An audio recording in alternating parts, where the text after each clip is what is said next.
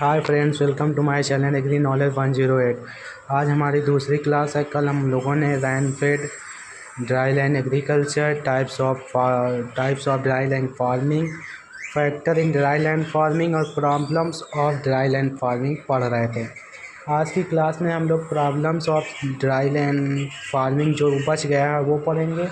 उसके बाद प्रोस्पेक्ट पढ़ेंगे, ड्रॉप सूखा पढ़ेंगे और क्लासिफिकेशन ऑफ ड्रॉप सूखे का वर्गीकरण पढ़ेंगे।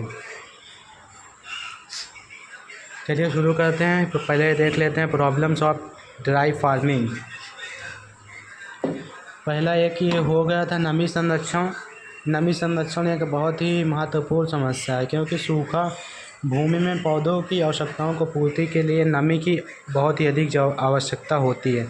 इसलिए नमी का संरक्षण करना बहुत ही ज़रूरी है, जिसके लिए मल्चिंग का प्रयोग कर सकते हैं और अन्य विधियों का प्रयोग किया जा सकता है। दूसरा, खरपतवार नियंत्रण। खरपतवार इसलिए नियंत्रण करना ज़रूरी है क्योंकि खरपतवार फसल के साथ बहुत ही अधिक प्रतिस्पर्धा करते हैं, जिसके कारण से भूमि की नमी को बहुत शीघ्र ही अवशोषित कर लेते हैं। इस कारण से खरपतवार नियंत्रण बहुत ही आवश्यक है।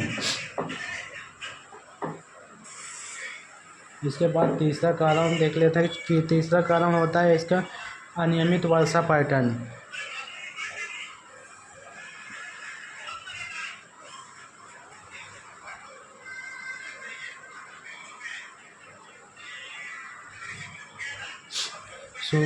सूखा भूमि में कृषि करने की सबसे बड़ी समस्या है वहाँ के वर्षा का समय कोई निर्धारित नहीं होता, कब वर्षा होगी कब नहीं होगी। इसके कारण फसल का चयन करने में और फसल के अच्छे उत्पादन लेने में बहुत ही समस्या उत्पन्न होती है।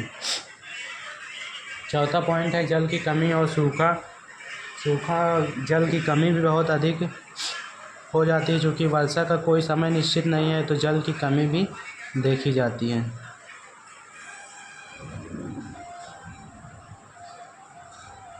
सूखा। पांचवा है कम पोषक तत्व की उपलब्धता।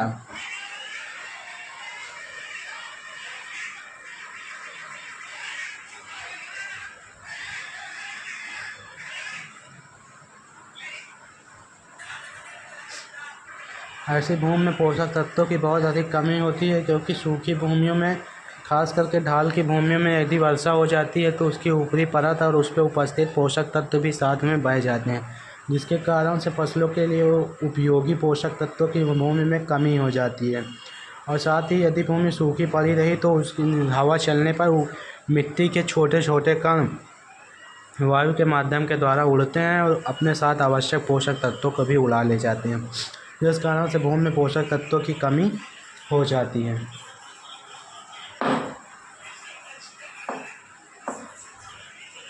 चौथा है सिंचाई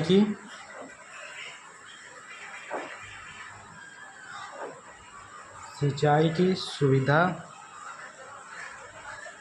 सिंचाई की भी सुविधा कोई निश्चित नहीं होती है। अगला टॉपिक है हम लोगों का प्रोस्पेक्ट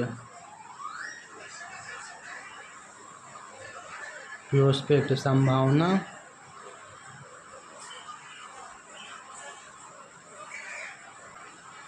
एवं अवसर। सूखी भूमि में खेती के लिए क्या संभावना है, कैसी फसलें उगानी चाहिए और क्या क्या अवसर हैं, ये सब का अध्ययन इसमें हम लोग करेंगे। सबसे पहले तो सूखी भूमि है तो ऐसी फसल का चयन करना चाहिए जो कि उसमें उपयोगी हो और जिसका अच्छी प्रकार से उत्पादन बिना किसी अतिरिक्त पानी के वर्षा की सिंचाई के द्वारा किया जा सके। संक्षेप में बोले तो ऐसी फसल का चयन करना चाहिए जिसके लिए वर्षा की कम आवश्यकता हो। तो इसमें दलहनी फसलों को उगाया जा सकता है।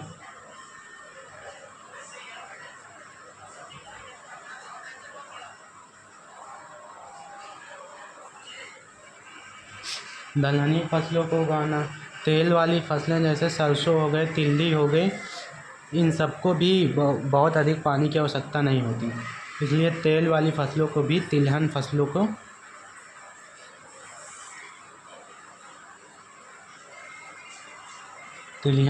को उगाना। इसके अलावा मोटे अनाज या बाजरा, जौ, ये सब फसल जो होती हैं इनको भी अधिक पानी की आवश्यकता नहीं होती।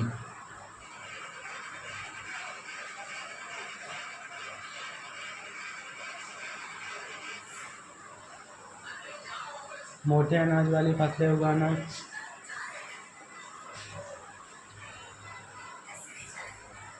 जल संचयन का प्रयोग करना,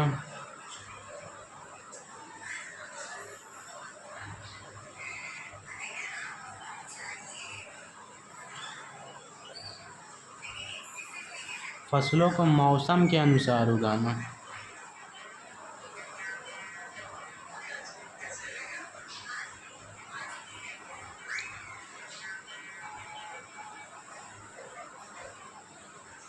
मौसम के अनुसार उगाने से मतलब यह है कि जिस मौसम में जो मौसम फसल के लिए उपयुक्त हो उसी मौसम में उस फसल को उगाना चाहिए। जिससे क्या होता है कि मौसम की दशाएं उसे अधिक प्रभावित नहीं करती हैं, जिसके कारण उसे समय पर पानी की उपलब्धता भी हो जाएगी।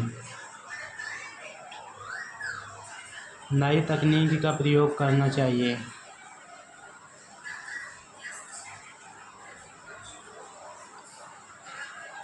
नई तकनीक का प्रयोग, एकीकृत कृषि प्रणाली,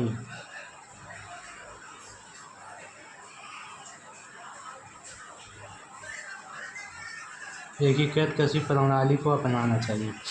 उपयुक्त दिए गए सभी संभावनाएं और अवसर का प्रयोग करके सूखी भूमि में आसानी से फसल उगाई जा सकती है। अब देख लेते हैं ड्रॉप, सूखा।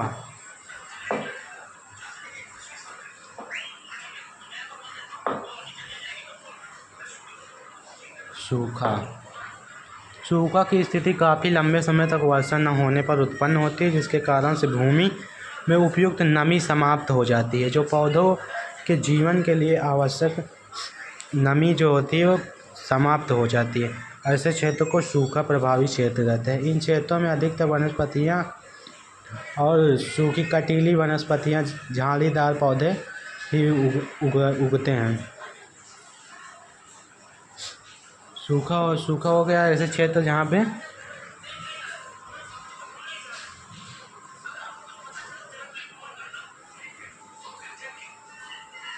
सूखा ऐसा क्षेत्र जहाँ पर काफ़ी लंबे समय से वर्षा न हुई हो, ऐसे क्षेत्र को सूखा क्षेत्र कहते हैं। यहाँ पे भूमि में उपस्थित नमी पौधों के लिए आवश्यक नमी से कम होती है।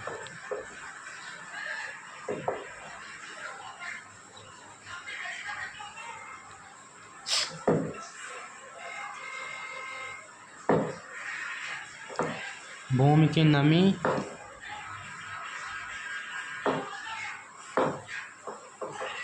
पौधों के लिए आवश्यक नमी से कम होती है।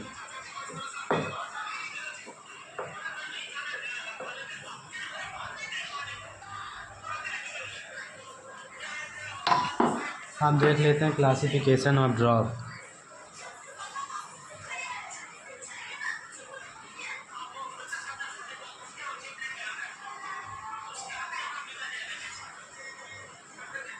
सूखा का वर्गीकरण देख लेते हैं। सूखा कितने प्रकार का होता है। सबसे पहले अकॉर्डिंग टू टाइम,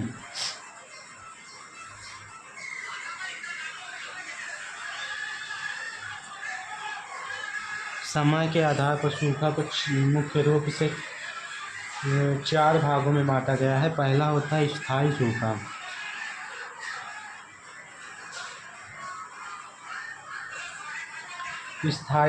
स्थायी सूखा मुख्य रूप से रेगिस्तान की जलवायु की विशेषता होती है। रेगिस्तान ऐसे क्षेत्रों में स्थायी सूखा होता है क्योंकि ये लंबे समय तक यहाँ पर वार्षिक वर्षा नहीं होती भी है तो बहुत कम मात्रा में होती है, जिसके कारण से भूमि रेगिस्तान में परिवर्तित हो जाती है। इन क्षेत्रों में मुख्यतः कटीली झाड़ियाँ, बबूल के वृक्ष, नागफनी जैसे पौधे ही पाए जाते हैं।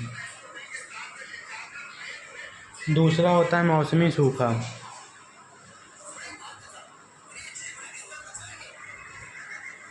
मौसमी सूखा तब होता है जो किसी भूमि में पूरे वर्ष सूखा नहीं होता, जबकि वसंत ऋतु वर्षा की ऋतु में ऐसी भूमियों पर वर्षा होती है, किंतु वर्षा के पहले इन भूमियों में सूखा पड़ा हुआ होता है। ऐसी भूमियों को मौसमी सूखा के अंतर्गत रखा गया है।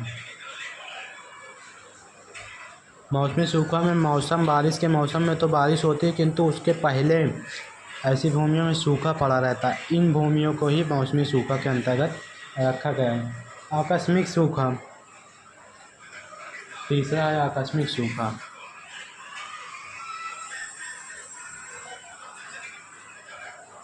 यह सूखा कभी भी किसी भी क्षेत्र में पड़ सकता है। इसमें यह किसी निश्चित क्षेत्र पे, निर्धारित क्षेत्र पे नहीं पड़ता। यह ऐसे भी क्षेत्रों पे पड़ सकता है जहाँ पर वर्षा होती रहती है, किंतु आकस्मिक सूखा तब पड़ता है जब उन क्षेत्रों में काफ़ी लंबे समय से वर्षा ना हुई हो। जिन क्षेत्रों में पहले से वर्षा हो रही हो, अचानक से वर्षा होना बंद हो जाता है, जिसके कारण से वहाँ की भूमि सूखी हो जाती है, पौधों के लिए उपयुक्त नमी भूमि से कम हो जाती है और ऐसे क्षेत्रों में आकस्मिक सूखा हो जाता है। इसके बाद चौथा अदृश्य सूखा। अदृश्य सूखा। अदृश्य सूखा ऐसा सूखा होता है जहाँ पे देखने में तो वर्षा होती है, किंतु वर्षा की मात्रा बहुत ही कम होती है। यह वर्षा की मात्रा इतनी कम होती है कि पौधों की अच्छी प्रकार से उपज नहीं ली जा सकती है। इसीलिए ऐसे सूखा को अदृश्य सूखा कहा जाता है।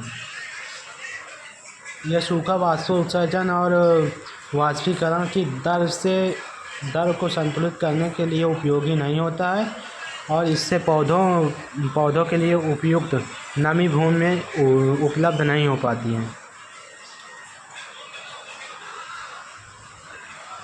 इसके बाद है मौसम के आधार पर।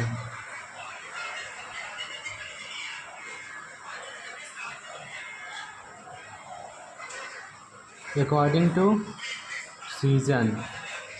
मौसम के आधार पर आगेती, मध्यम और पछेती सूखा 3 भागों में मुख्यतः बांटा गया है।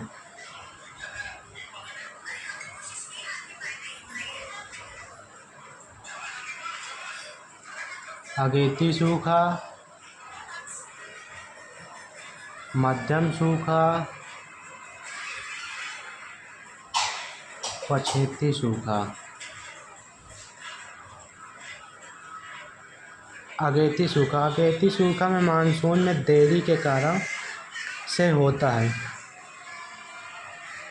ऐसे क्षेत्रों में मानसून देरी से बनता है, जिसके कारण से उन भूमियों में फसल के लिए भूमि में नमी उपलब्ध नहीं हो पाती है। ऐसे क्षेत्रों में अगेती सूखा पड़ता है। मध्यम सूखा जब 2 बारिश के बीच में बहुत अधिक गैप हो जाता है। मान लीजिए पहली बारिश अभी हो गई, दूसरी बारिश में काफ़ी अधिक लंबा गैप हो गया, जिसके कारण से भूमि की नमी अवशोषित हो गई, वाष्पित हो गई और उस वैसी भूमियों में जो सूखा पड़ता है उसे मध्यम सूखा कहते हैं। तीसरा है पछेती सूखा। पछेती सूखा तब होता है जब वर्षा काफ़ी लेट से शुरू होती है, तो ऐसी भूमियों में पछेती सूखा पड़ता है।